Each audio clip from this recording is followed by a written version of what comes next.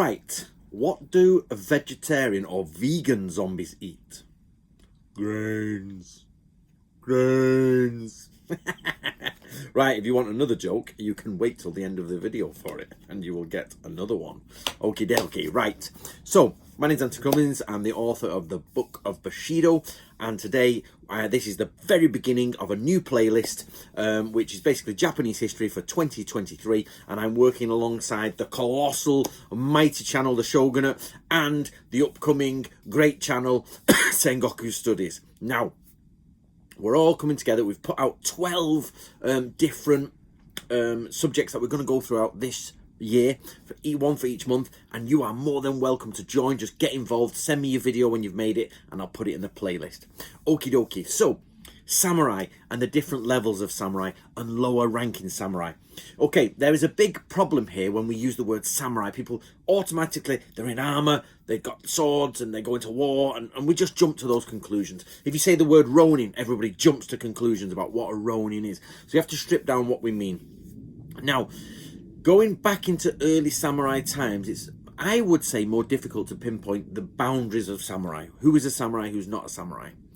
So, for example, you've got the Japanese court and the court nobles, but some of the Japanese court marry into samurai families who were technically lower servants, and they start integrating within the royalty. And then if there's so many, sort of 6 generations removed, they're then not, you know, no longer royalty and more samurai. And then what about the samurai at this end where they're more near the peasants? So the idea of a samurai is a much stretched out thing. But I've discussed this before on the channel.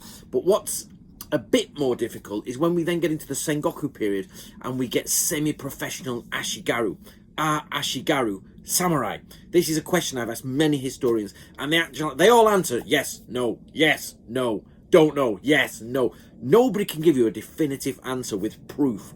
So, ashigaru being foot soldiers. So we've already discussed this in the past, but I'm just giving you, a recap. So we've got ashigaru. Are they samurai? Are they not samurai? Okay. But then we've got other words. So let me go through a few words with you and see what you think. Igamono. Is it a samurai? Oniwaban. Is it a samurai? Yoriki. Is it a samurai? Doshin. Jisamurai. Koshi. Okay? Some of you might know these words, some of you might get stuck. But let me go through them. Okay, let's start with Jisamurai. Jisamurai means earth samurai, but it actually means rural samurai.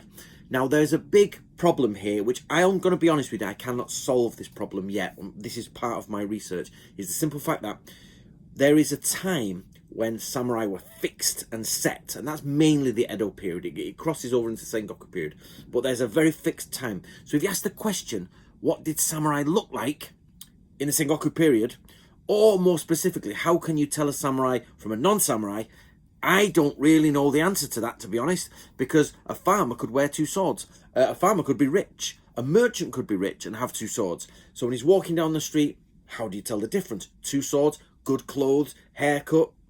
I have looked at various haircuts in Japan, but that's a very complex subject. And most likely it would probably be by speech and by clothing and heraldry. But again, it's the same as how can you tell a knight in England? We all say, oh, he's wearing armour. They don't wear armour every day. That's for war. Knight walking down the street, how do you tell he's a knight? So let's go through these words. We have Yoriki, yeah? Now, Yoriki is a type of weird side captain. So in an army and the samurai going to war, Yoriki is this position. Now, there is a difference between social level of samurai and peasant versus a job, a captain. You know, it's where does the job end and where does social position? Is a samurai a job? Is it a social position? Those things start to come into play. So what we have here, excuse me, I'm still dying. So what we have here is the idea that actually we have to think, what is a samurai and what is not a samurai? But what does that really mean to not be a samurai? You know, what does that mean? So Yoriki, we know, is in the warring periods. They seem to be random people that have been hired but aren't from a specific clan. Like usually when clans come together for war, that clan's there, and they stay within their groups. They've got passwords, they've got everything, and they know they'll sometimes fight each other because they're annoyed with each other. But when you get randoms who are hired, these are ronin, who are not this masterless samurai that have to commit suicide. Ronin are a genuine part of the samurai force, and they get hired for specific periods, like the White Company. Not Arthur C. Clarke. Oh, Arthur Conan Doyle. Arthur Conan Doyle's White Company. They go off, you just hire yourself out and go around Europe and you're there, having a go at people. So you've got this idea that Ronin are going around and they get given positions within the army. Some of them are just thrown in the vanguard, but some of them become Yoriki. Or, I'm not only Ronin, people individuals hired can become attached captains. But what is their rank? Because you get the captain of a squad is called a kashira. So a kashira captain is there, but you get yoriki attached to them. So say you've got 5 people and a kashira at the front, or 4 people with a kashira at the front. I'm not quite down on that yet. And then somebody gives you a yoriki. Is he a samurai? Is he not a samurai?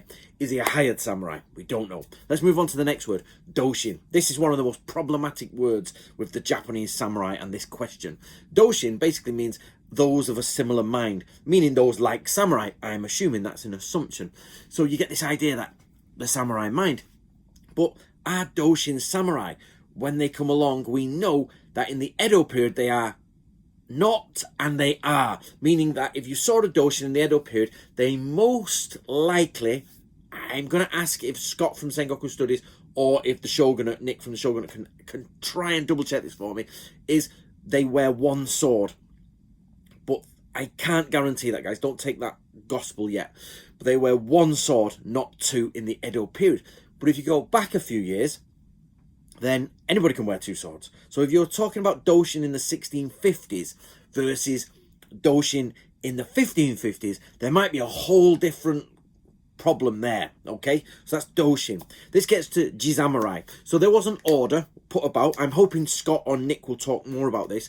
There was an order put out in the early Edo period. I think it's early Edo period, possibly later Sengoku.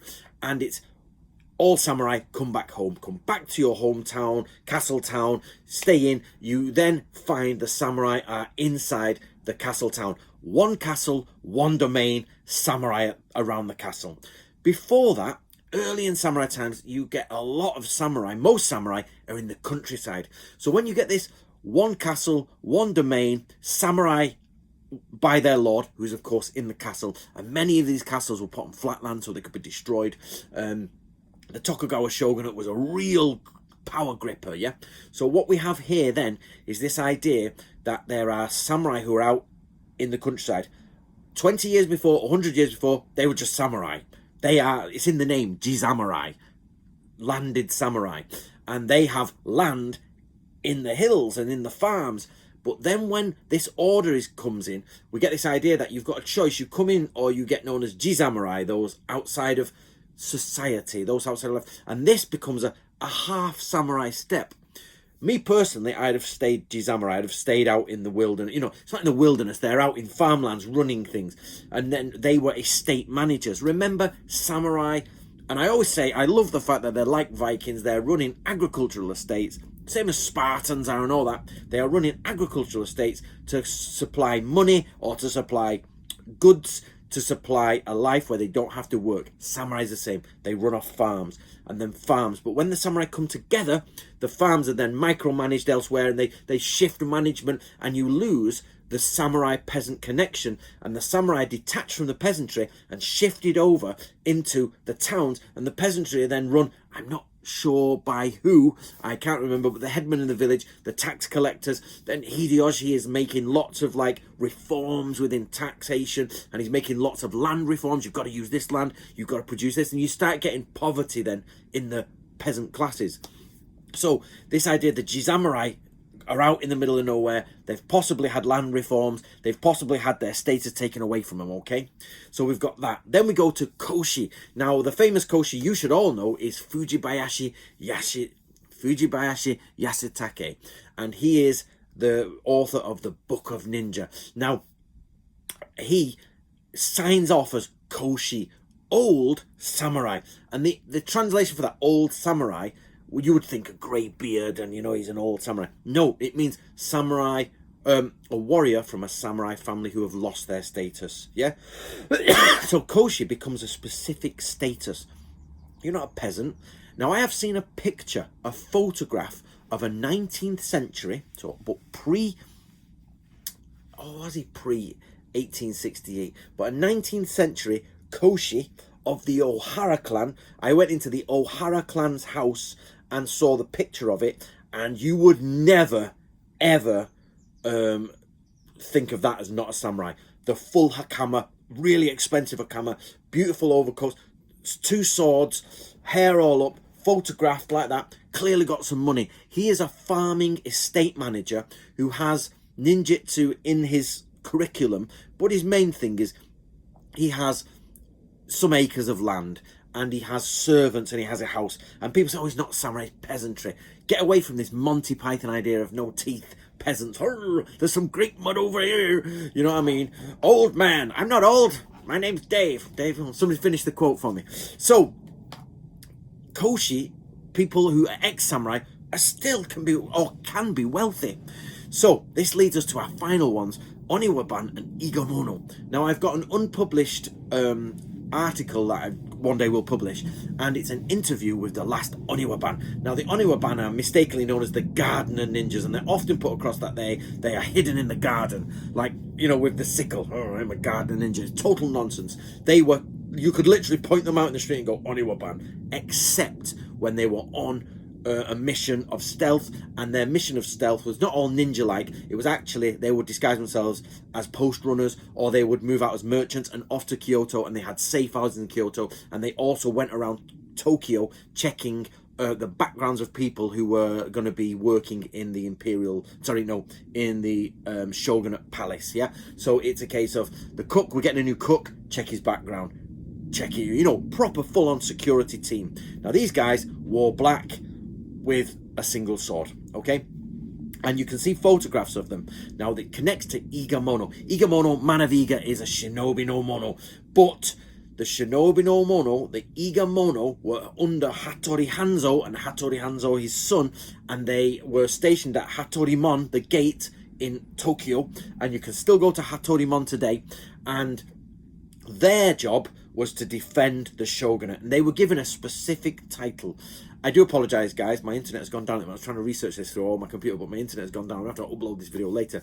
But that title come under the banner of Igamono, and it was under a specific thing, and they were allowed audience with the Lord. There's a big difference. When the shogun comes into the garden, not Nick from the shogunate, not when he goes into the garden, but everybody else has got to move out of the way, and he goes in, and there's only people of certain social standing who can talk to him. Now, Igamono were, according to this interview, a 19th century interview, given the status of being allowed to talk to everyone, to talk to the Lord, or at least be in the presence of the Lord, because they had to, you know, defend him. And when the Oniwaban came from Wakayama, that's Kishuhan, they were given the status of Igamono, even though they were probably descendants of Kokomono, who were stationed in Wakayama, Kishuhan, who had moved to Tokyo, who were then given the title of Igamono. And the only reason for this is so they could stand in front of the Lord and do their stuff and report to the Lord. Because otherwise, socially, technically, they were not allowed there. Are they samurai? Question. So, this video is the opening to the entire playlist, and it is the question of who are samurai. Now, like everything, this is the YouTube channel. When I publish work, that's my answer to things. These YouTube videos are my questions, and I'm opening the debate to, of course, Nick, the Shogunate, and to Scott from Sengoku Studies. They might not follow up on this, they've got their own videos planned, but they are good starting points. Yoriki, does it exist in the Edo period, or has it died off by that point? Is it an afterthought of the Sengoku period? Doshin, we know they exist. They're like a policeman who walk around. Are they samurai? They're of the same mind of samurai. Jisamurai, landed gentry out in the countryside. Are they still samurai? Koshi, ex-samurai, are not samurai. They are ex-samurai. However, they have the look of a samurai, the income of a samurai, or if they've landed their family estate well, and everything. We then get, you can go to the castle in Edo, and you find Igamono or Oniwaban walking around, night guards, and looking around and checking everything. Single sword, but, you know, hey, warriors. Ashigaru will be in their barracks. Some domains had permanent Ashigaru. People underestimate the Ashigaru very much. The Ashigaru to me are one of those forces that nobody really reckons with, because they say, oh, peasant soldiers, they're once every 6 months they're given a spear and they go out, no tooth, and, you know, R2-D2 and C-3PO, and that's it. Actually, imagine if you out there went to an army barracks for 3 months of the year and trained and drilled as a foot soldier. So you're in the reserves. Let's imagine the army reserves, and somebody would come up to you and say, well, he's no good, he's useless, he's only in the reserves. No, the reservists are very proud of what they do. So Ashigaru, especially if they'd been on campaign in the Sengoku period and they were war Ashigaru, then you're talking about experienced men, very experienced men. But you're also talking about peasants who are just given a bamboo spear at times. They all come under the same banner. It's the same as shinobi. Oh, he's a shinobi, and he's a professional shinobi. Same title, different skill sets. Right, I'm going to give you my final joke for the day. What's white and sugary, has whiskers, and floats on the sea? A catamaran. Catamaran. That's terrible, isn't it? Okay, there you go. Right, so click the link below for the playlist, and there'll be an advert for my book at either side, the Book of Bushido. Make sure you get a copy.